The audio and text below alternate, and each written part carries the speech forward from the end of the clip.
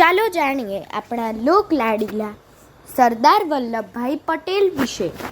બાળકોના સરદારમાંથી લેખક શ્રી મુકુલભાઈ કલારથી આપ સાંભળી રહ્યા છો શાબ્દીના સ્વરમાં. ધર્મપત્નીનું અવસાન. વિઠ્ઠલભાઈ બેરિસ્ટર થઈને વિલાયતથી પાછા આવ્યા અને મુંબઈમાં તેમણે વકીલાત શરૂ કરી. એવામાં સરદારશ્રીના પત્ની એટલે કે ધર્મપત્ની ઝવેરબા માંદા પડ્યા. તેમને આંતરડાનો વ્યાધિ હતો એટલે વિઠ્ઠલભાઈ ઝવેરબાને 1908ની આખરમાં ઉપચાર કરવા મુંબઈ લઈ ગયા. ઝવેરબાને ઓપરેશન કરવાની જરૂર જણાઈ, તેથી તેમને હોસ્પિટલમાં દાખલ કર્યા. તે વખતે સરદાર મુંબઈ ગયેલા. તે દિવસોમાં સરદારના હાથમાં ખૂનનો એક કેસ જે અગત્યનો હતો, એટલે તેમણે ડૉક્ટરને કહ્યું, ઓપરેશન કરવાનું નક્કી થાય ત્યારે મને બોલાવજો. એમ કહીને સરદાર આણંદ ગયા. પરંતુ એ અરસામાં દાક્તર એટલે કે ડૉક્ટરનો વિચાર કર્યો.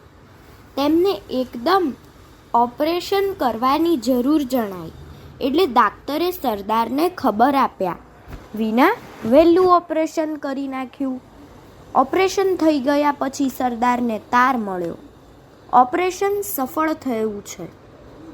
પરંતુ બીજે જ દિવસે ઝવેરબાની સ્થિતિ ગંભીર બની ગઈ અને સરદારશ્રી કોર્ટમાં કેસ ચલાવતા હતા. ત્યાં ઝવેરબા ગુજરી ગયાના કારમાં સમાચારનો તાર મળ્યો.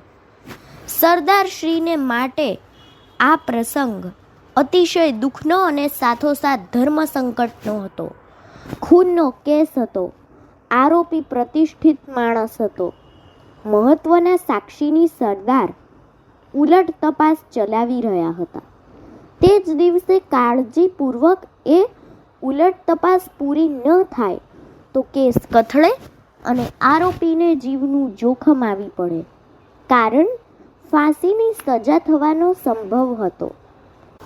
એટલે સરદારશ્રીએ આવો દુઃખદ તાર મળ્યા છતાં અતિશય દ્રઢતા રાખી કાળજું કઠણ કરી કામ પૂરું કર્યું.